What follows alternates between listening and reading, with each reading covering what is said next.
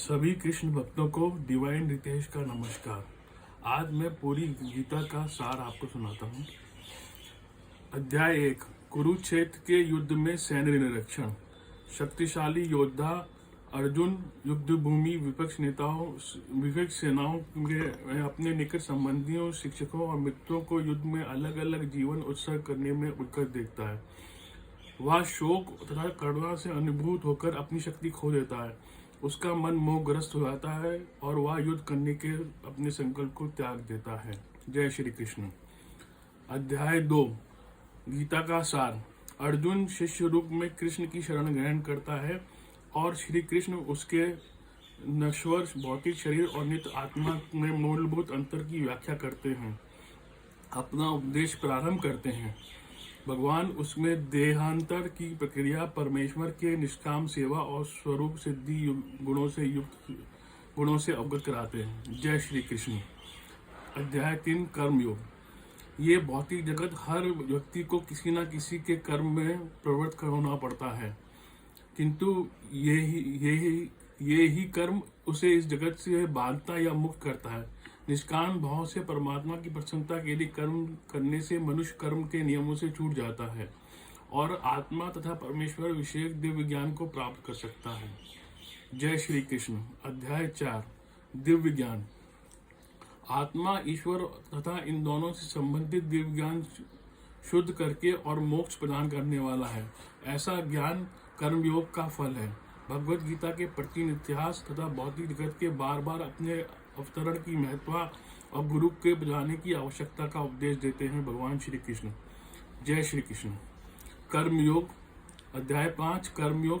कृष्ण भावना भावित कर्म।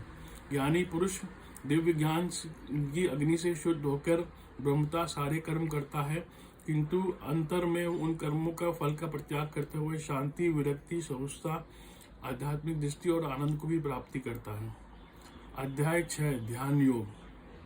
अष्टांग योग मन और इंद्रियों को नियंत्रण करता है और ध्यान को परमात्मा पर केंद्रित करता है। इस विधि के परिणित समाधि होती है।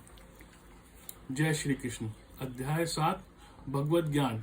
भगवान के समस्त कारणों के कारण परम सत्य महात्मा गण भक्ति पूर्वक उनकी शरण ग्रहण करते हैं, परंतु अपवित्र जन पूजा के अन्य विषय की ओर अपने मन को मोड़ लेते हैं।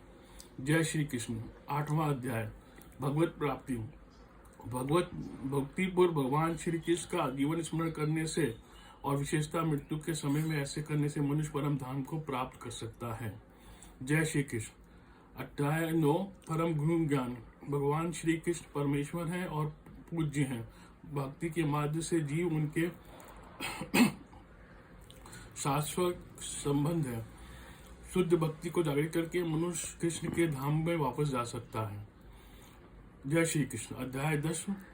श्री भगवान का ऐश्वर्य। बल, सौंदर्य और ऐश्वर्य की उत्कंठा प्राप्त करने में समस्त अद्भुत घटनाएं चाहे इस लोक में हो या आध्यात्मिक जगत में हो, कृष्ण की देव शक्ति और ऐश्वर्य की आंशिक अभिव्यक्ति है। समस्त कारणों के कारण स्वरूप और सर्वस्व श्री कृष्ण समस्त जीवों के परम पूजनीय हैं।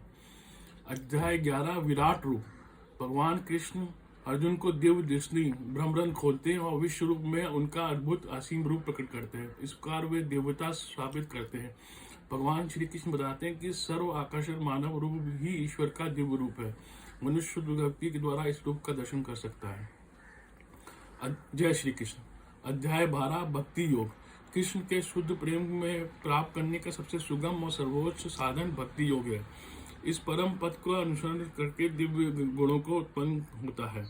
अध्याय 13। प्रकृति, पुरुष और चेतना। जो व्यक्ति शरीर, आत्मा और इससे परे परमात्मा के अंतर को समझ लेता है, उसे भौतिक जगत से मोक्ष मिल जाता है। जय श्री कृष्ण। अध्याय 14। प्रकृति के 3 गुण। सभी देहधारियों के भौतिक ज्ञान के 3 गुण हैं, सतोगुण, रजोगुण, तमोगुण। श्री कृष्ण बताते हैं कि ये गुण क्या है, हमें किस प्रकार क्रिया करते हैं, इनको कैसे पार कर सकते हैं, दिव्य पद को किस तरह प्राप्त कर सकते हैं और ऐसे प्राप्त हुए व्यक्ति के क्या कौन से लक्षण हैं। जय श्री कृष्ण। 15वां अध्याय। पुरुषोत्तम योग। वैदिक ज्ञान का चरम लक्ष्य आपको भौतिक जगत के पास से विलग करना और कृष्ण को भगवान को मानना है। जो कृष्ण के परम धाम को समझ लेता है, उनकी शरण ग्रहण करता है, उन्हीं की भक्ति में लग जाता है। जय कृष्ण श्री कृष्ण। 16वां अध्याय देवी और असुरी स्वभाव।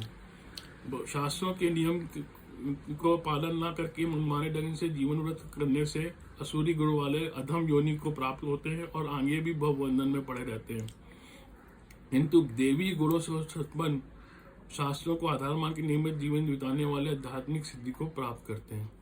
और अब 17वां अध्याय जय श्री कृष्ण। श्रद्धा के विभाग। भौतिक जगत के 3 गुणों में 3 प्रकार की श्रद्धा होती है, रजोगुण, तमोगुण और सतोगुण। श्रद्धा कर्म में अस्थायी फल प्राप्त होते हैं, जबकि शास्त्र सम्मत विधि से सतगुणों में रहकर संपन्न कर्म हृदय की शुद्धि के लिए करते हैं। ये श्री कृष्ण भगवान के प्रति शुद्ध श्रद्धा और भक्ति से उत्पन्न होने वाले होते हैं।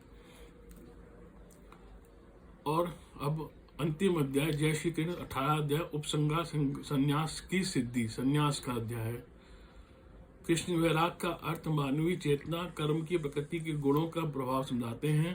वे ब्रह्म अनुभूति, भगवत गीता की महिमा तथा भगवत गीता के चरम निष्कर्ष को समझाते हैं। ये चरम निष्कर्ष ये है कि धर्म की सर्वोच्च मार्ग पे भगवान शिव की परम शरण गति है, जो पूर्ण प्रकाश प्रदान करने वाली है। भगवान को कृष्ण का नित्य धाम में, मनुष्य को कृष्ण के नित्य धाम को वापस जाने को समर्थ बनाती है। आप सबका धन्यवाद सुनने के लिए। जय श्री कृष्ण।